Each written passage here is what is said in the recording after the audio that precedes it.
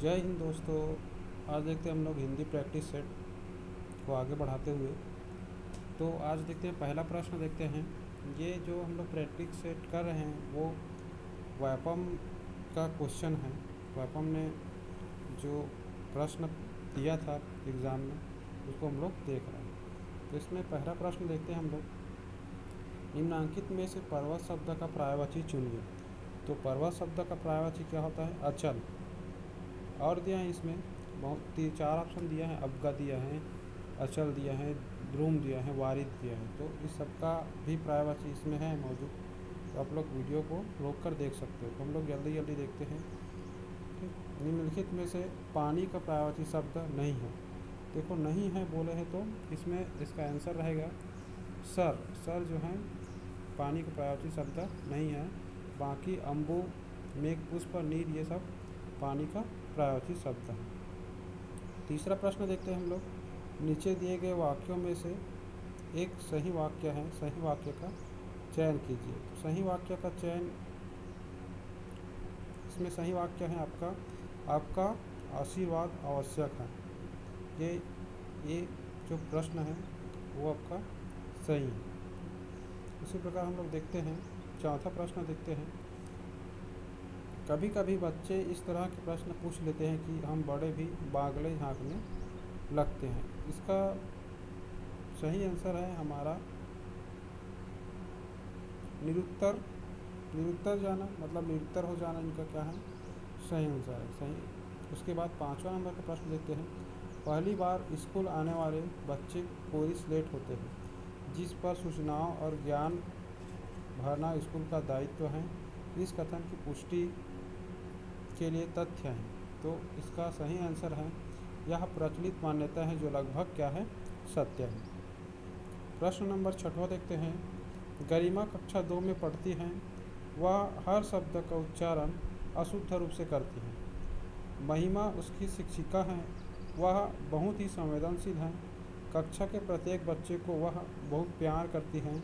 उनकी गलतियों पर डांटती नहीं बल्कि बहुत प्यार से समझाती भी है। महिमा के प्रयास से गरिमा धीरे धीरे शुद्ध उच्चारण करना सीख गई। इससे यह सिद्ध होता है कि गरिमा की प्रारंभिक अवस्था में उच्चारण दोष होने का कारण रहा है। तो क्या कारण रहा होगा? उचित निर्देशों का अभाव, उसे उचित निर्देश नहीं मिल पाया, जिसके कारण वो गलत पढ़ती थी या अशुद्ध रूप से पढ़ती थी। 7वां प्रश्न देखते हैं हम लोग, निम्नांकित में से कौन सा शब्द सदैव स्त्रीलिंग में ही प्रयुक्त होता है? तो इसका आंसर है बनावट। बनावट हमेशा स्त्रीलिंग में ही प्रयुक्त होता है।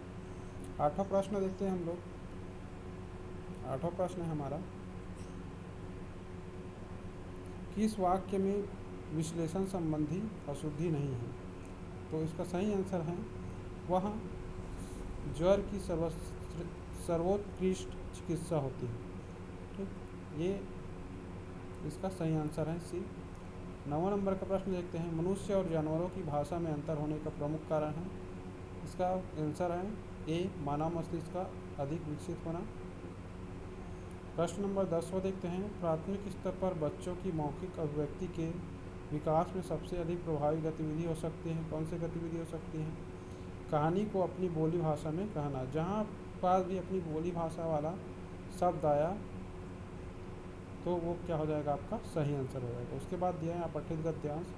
अपठित गद्यांश को हम लोग नहीं देखेंगे इसमें, वो आप लोग कर सकते हो, उसको पढ़ना पड़ता है, लेट हो जाएगा वीडियो। ठीक, उसके बाद देखते हैं हम लोग अगला प्रश्न देखते हैं। स्कूल की भाषा और घर की भाषा में अंतर होने से क्या होगा? मतलब ऑप्शन देखना है आपको। भाषा सीखने में बच्चों को समस्या उत्पन्न होगी, ये सही है आंसर। उसी प्रकार 15 नंबर का प्रश्न देखते हैं। कौन सा प्रश्न कक्षा में बहुभाषिकता को परिभाषित करता है? ये प्रश्न बार बार रिपीट हो रहा है। तो इसका आंसर है माँ को अपनी अपनी भाषा में क्या कहते हैं। 16 नंबर का प्रश्न देखते हैं। प्राथमिक स्तर में पढ़ने का अभिप्राय है। क्या अभिप्राय है? पढ़कर अर्थ ग्रहण करना, ये इनका क्या है? सही अभिप्राय है। उसके बाद देखते हैं हम लोग, निम्नांकित में से कौन सा प्रश्न बच्चों की भाषाई क्षमता के विकास में सबसे अधिक सहायक है? तो इसका सही आंसर है बछड़ा अपनी माँ के पास कब गया, उसने अपनी माँ से क्या क्या बातें की होगी। ये क्या है, भाषा जो भाषाई क्षमता है उसके विकास के लिए क्या है, ज़्यादा प्रभावी आंसर है। उसी प्रकार नीचे निर्देश दिए गए हैं, उसको सही विकल्प के रूप में चुनना है। जैसे कि कौन सा चक्की का, तो चा प्लस, इसका सही आंसर है सी वाला, चा प्लस आ प्लस का प्लस ई, इस चक्की। इसी प्रकार तत्सम शब्द अपनी भाषा के मौलिक रूप में बिना किसी परिवर्तन के प्रयुक्त होते हैं, जबकि तद्भव शब्द अपना शब्द रूप बदल देते हैं। इस कथन के परिप्रेक्ष्य में अक्षत शब्द का तद्भव रूप होगा। अक्षत शब्द का तद्भव रूप हम लोग पिछले वीडियो में और डिस्कस किए थे।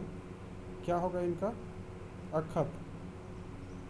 अक्षत होगा तत्सम शब्द दो शब्दों तत् प्लस सम से मिलकर बना है, जिसका अर्थ है उसके समान, अर्थात संस्कृत के समान। संस्कृत के ऐसे शब्द जिसे हम ज्यों का त्यों प्रयोग करते हैं उसे तत्सम शब्द कहते हैं, और तद्भव ऐसे शब्द जो संस्कृत और प्राकृत से विकृत होकर हिंदी में आया है, मतलब वहाँ से निकल कर हिंदी में आया, उसे तद्भव कहते हैं।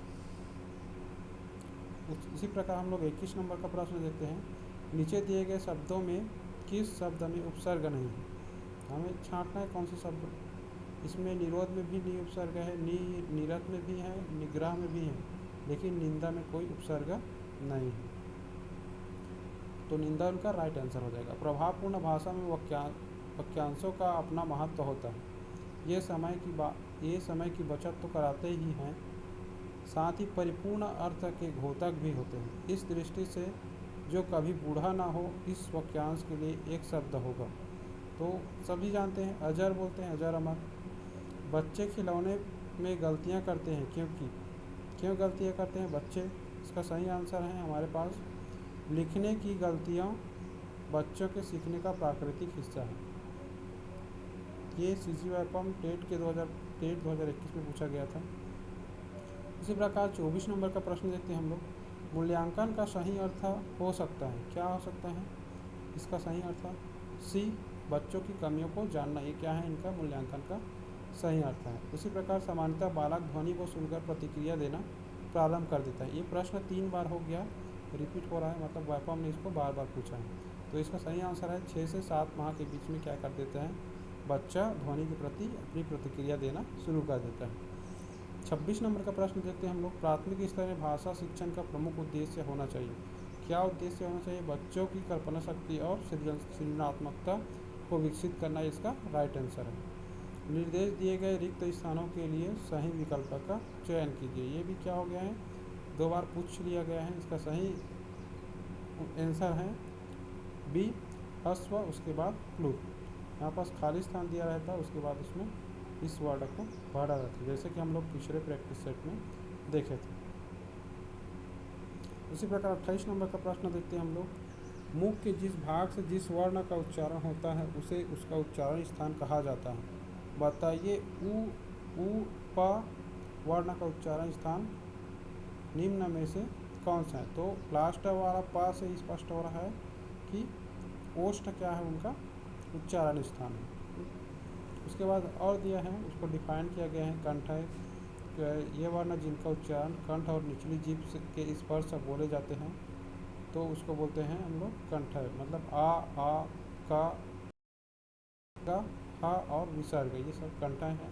तालु से आने वाला जो तालु और जीभ के स्पर्श से होने वाला ई चा वर्ग और या सा, ये सब क्या है, तालु से हैं। मूर्धा, वे वर्ण जो मूर्धा और जीभ के स्पर्श से बोले जाते हैं। उदाहरण के लिए री टा वर्ग, सवर्ग, ये सब। दंत, वे वर्ण जो दांत और जीभ के स्पर्श से बोले जाते हैं। उदाहरण के लिए ता वर्ग, ला, सा आदि। होंठ, वे वर्ण तो दोनों होंठों के स्पर्श से होते हैं, जैसे कि हम लोग अभी प्रश्न में देखें ऊ और पा। कंठ, तालव्य ए ये सब कंठोष, ओ और दंतोष्ट व आदि। 19 नंबर का प्रश्न देखते हैं हम लोग। पीताम्बर, पीला कपड़ा विशेषण विशेष है, उसके आधार पर सही विकल्प चुनिए। तो ये क्या हो जाएगा हमारा कर्मधारय समास।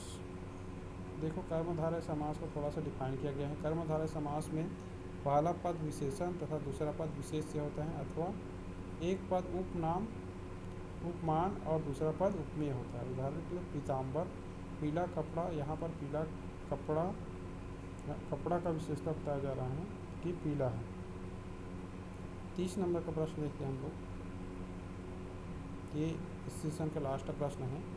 30 का देखेंगे हम लोग। माता ने बालक को लड्डू से प्रसन्न किया। इस कथन में लड्डू से क्रिया संपन्न होने का भाव प्रकट होता है, अतः जो शब्द क्रिया के साधन को प्रकट करता है उसे कौन सा कारक कहा जाता है। हमने अभी पढ़ा कि जो साधन को प्रकट करता है उसे हम लोग क्या कहते हैं, करण कारक कहते हैं। माता ने क्या बोला, प्रश्न एक बार और पढ़ लो। माता ने बालक को लड्डू से प्रसन्न किया।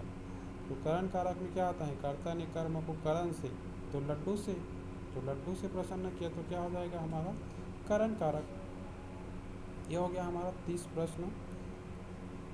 मैं उम्मीद करता हूँ कि आप लोग को ये सेशन अच्छा लग रहा होगा। तो शेयर कीजिए, लाइक कीजिए और मेरे चैनल को सब्सक्राइब कीजिए ताकि अगला प्रैक्टिस सेट आपके पास तुरंत पहुँच जाए। ओके, धन्यवाद। मिलते हैं फिर नेक्स्ट सेशन में।